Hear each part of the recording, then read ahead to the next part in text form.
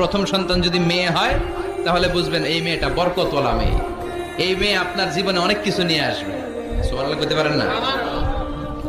কিন্তু অনেক ডাকাইত আছে মেয়ে হইলে অখুশি হয়, ছেলে হইলে পাড়ার সবাই